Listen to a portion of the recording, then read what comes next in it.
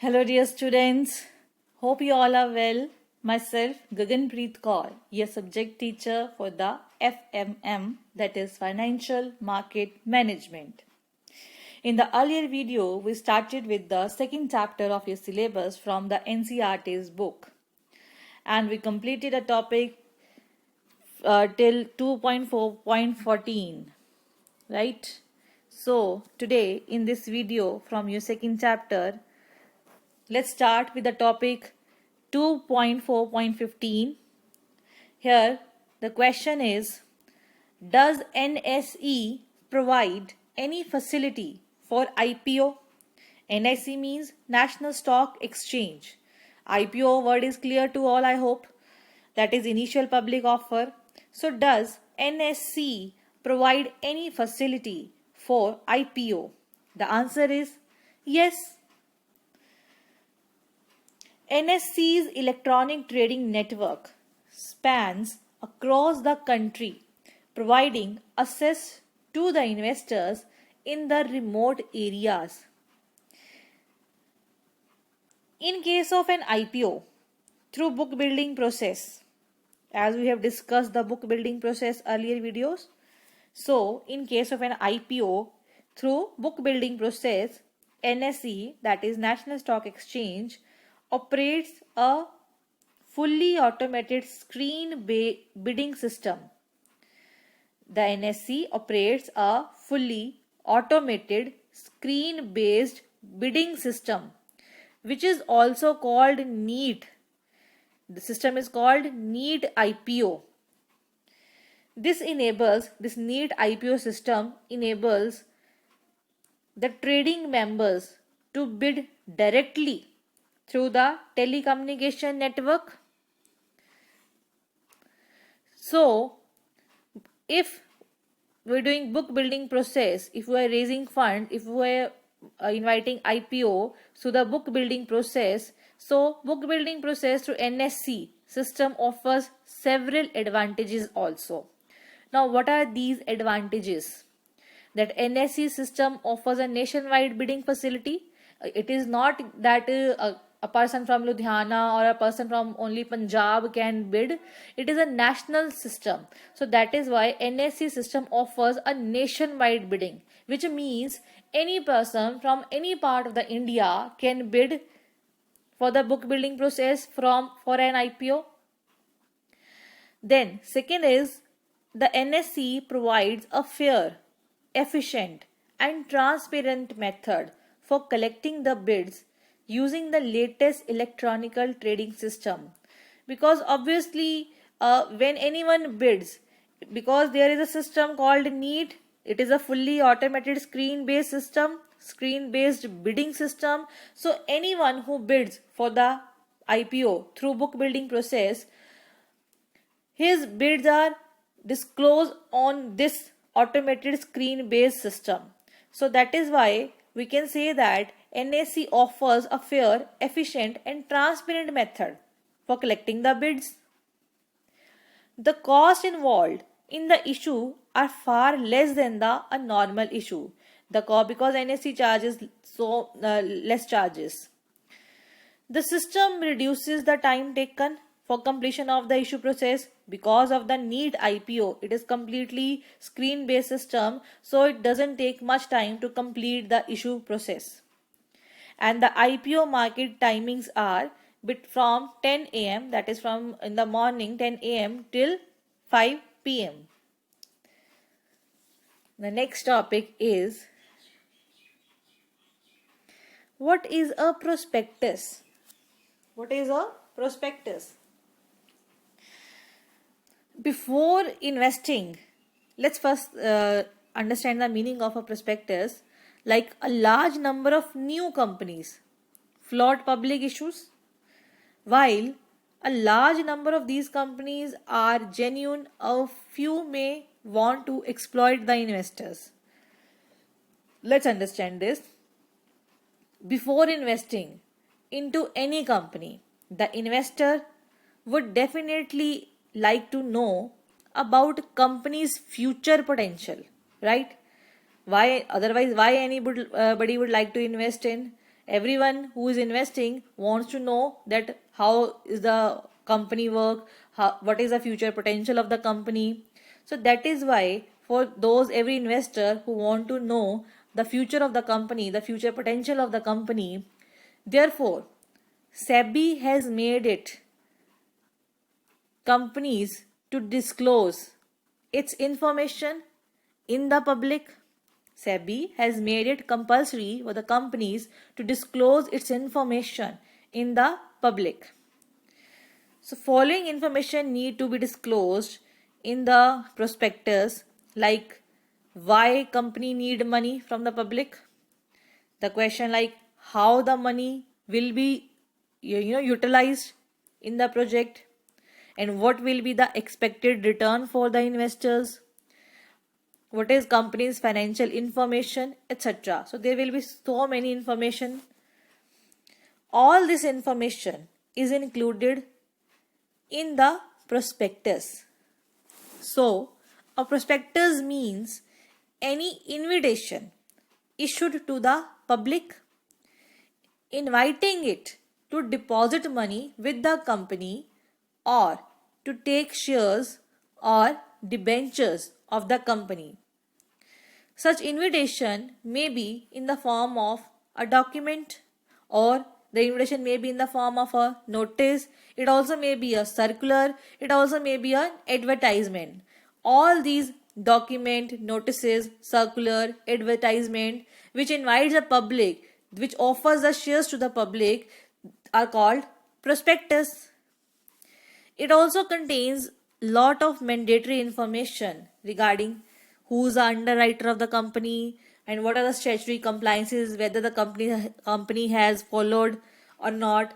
This helps the investors to evaluate the short term and the long term prospects of the company.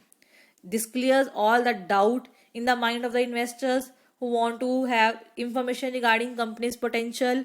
So by reading the prospectus, because prospectus contains that information which an investors require, so that is why any investor who wants to invest in the company can avail the information regarding the company by reading this prospectus. Now what does draft offer document means? Offer document means prospectus in case of public issue, or offer for sale and letter of offer in case of right issue, which is filed with the registrar of companies, that is ROC, and the stock exchanges. An offer document covers all the relevant information to help an investor to make his or her investment decision. Like before submitting the final prospectus with the SEBI, because company has to submit its prospectus before issuing it to the public. So before submitting the final prospectus with the SEBI, a draft offer document has to be submitted at least 30 days prior to the registration of the prospectus with the registrar of the company. The SEBI will go through the draft offer document and will specify any changes which needs to be made in the prospectus. Also, the draft offer document is available on the SEBI's website for public comments for a period of at least 21 days. The draft offer document, once accepted by the SEBI, will be known as prospectus. This means that if SEBI accepts the draft offer document, it becomes prospectus. Here the words are like red herring prospectus is a prospectus. This we will discuss in detail later. That which does not have details like price, number of shares offered and the amount of the issue. The red herring prospectus is another big topic we will discuss later. Let's shift to the another topic, that is what is an abridged prospectus. Abridged prospectus is a shorter version of the prospectus and it contains all the salient features of a prospectus. It accompanies the application form of the public issue. Means it is like a memorandum which contains such silent features which silent features of the prospectus. Who prepares the prospectus for documents? As we have discussed earlier also that it is the merchant banker, because public issue of the company is handled by the merchant bankers. So who are responsible? Merchant bankers are responsible for getting the project appraised. The merchant banker is responsible to do all the projects related work like feasibility study, cost of the project, profitability estimates. He has to submit all these information in the prospectus. So it is the role of a merchant banker to get the prospectus prepared and submit it to SEBI for its approval. Next is, what does one mean by lock-in? Because there is the word is used in the securities market, the lock-in period. So what is lock-in? Lock-in indicates a freeze on the sale of the shares for a certain period of time. Means if one has invested in the securities, one cannot sell those securities till a particular period. So that period is known as lock-in period. As there were few examples in the past where the promoters, or we can say the big investors, sold their shares overnight and the company's prices fell drastically. So, to avoid such situations, the SEBI has given the guidelines for the promoter's share or the main person who are controlling the company that they shall continue to hold the minimum percentage of shares even after the public issue. That is, they cannot sell their shares for a certain period of time, or we can say their shareholding is freezed, which is called lock-in. That means they have to hold those shares for a particular period of time. Supposingly, they can say the lock-in period is 1 year, the lock-in period is 2 year, the lock-in period is 3 year. That means whatever the lock-in period has been decided, till that period one cannot sell his shares.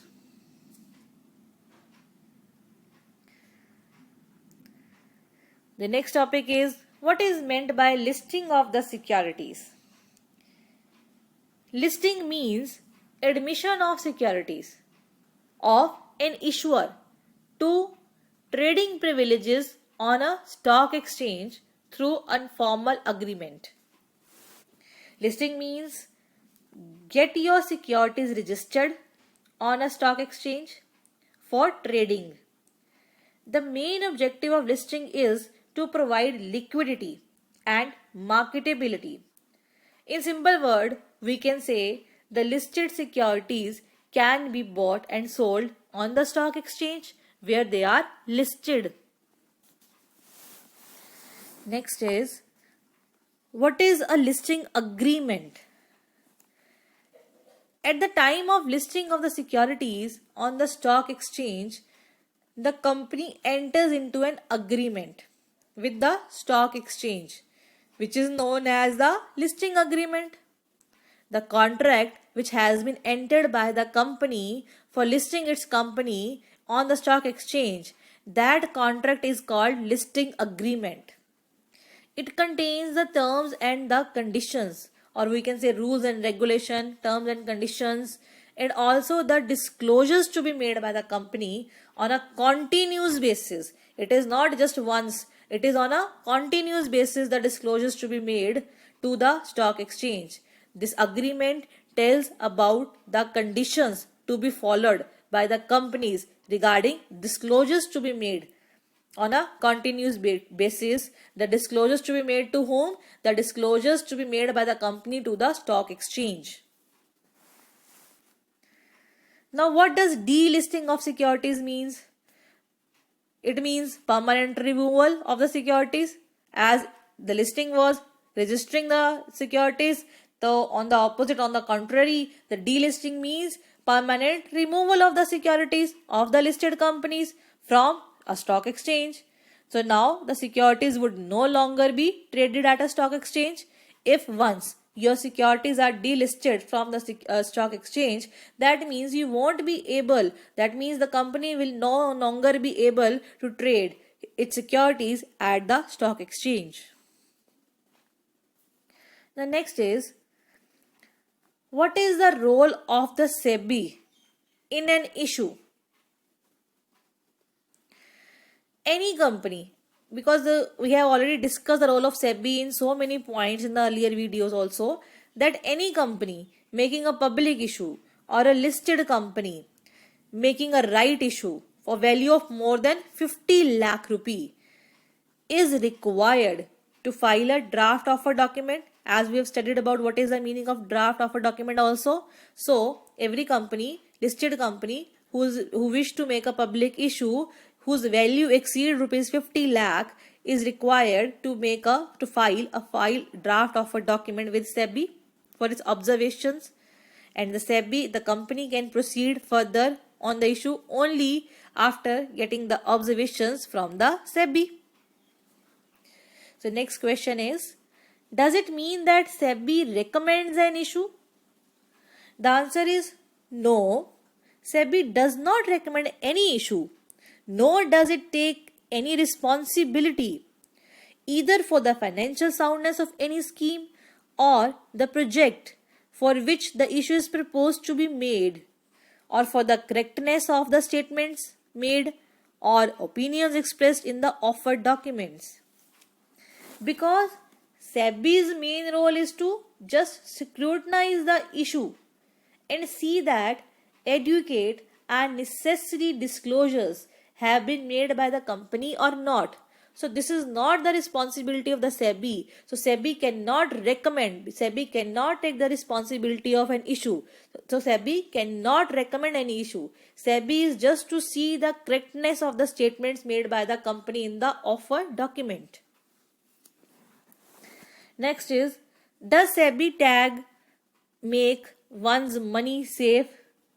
No, SEBI does not do so. Next is foreign capital issuance. Now what is this? Can companies in India raise foreign currency resources? Foreign currency means, here I mean that foreign investors want to invest in India, or we can say Indian companies are permitted, yes, Indian companies are permitted to raise foreign currency resources through two main sources. That is from the issue of foreign currency convertible bonds, which are commonly known as FCCB, and through the issue of depository receipts. Here are two types of depository receipts. One is known as ADR, the second one is known as GDR. ADR stands for American Depository Receipts, GDR stands for Global Depository Receipts. Foreign currency resources means that foreign investors want to invest in India. So they can invest in India, they are allowed to invest in India. Here are two sources of raising foreign currency. These are, that is, one is FCCB, foreign currency convertible bonds, and second one is the ordinary shares through depository receipts. There are two types of depository receipts, GDR and ADR, Global Depository Receipts and American Depository Receipt. Now what is an American Depository Receipt? That is ADR. And next is also, what is an ADS? So ADR and ADS. ADS stands for American Depository Share. These two are interchangeable terms. Like here you can see in the second paragraph, the terms ADR and ADS. These terms are often used interchangeably. Means one of the same thing, you can say. So what is an ADR or ADS?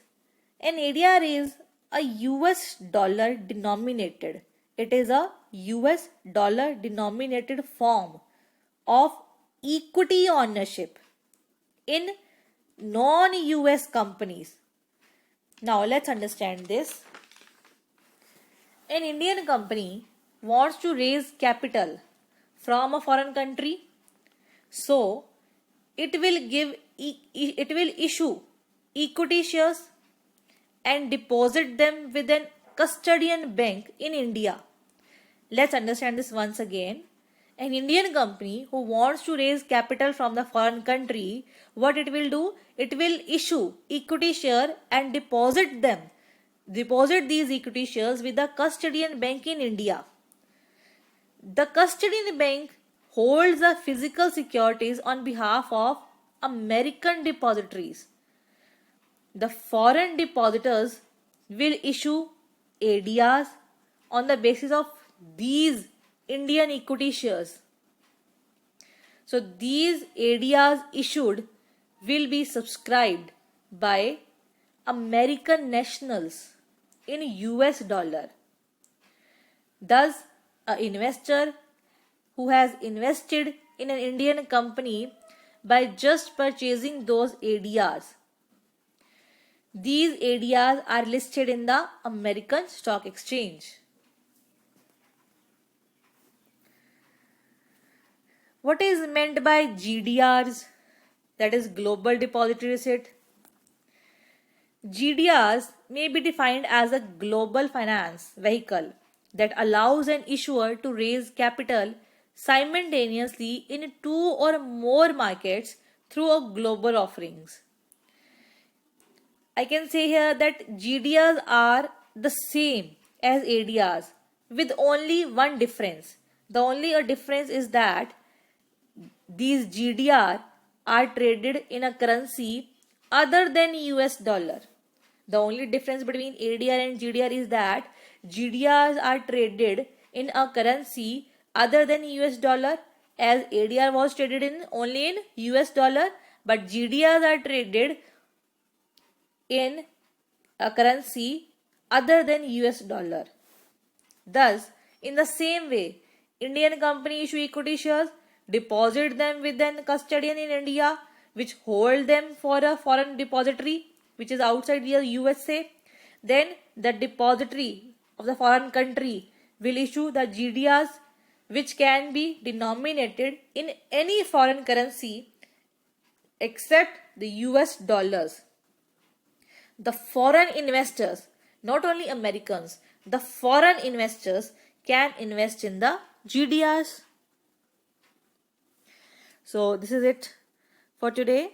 I hope all the meaning clarity of all the terms used in this chapter like ADR, GDR is clear to you.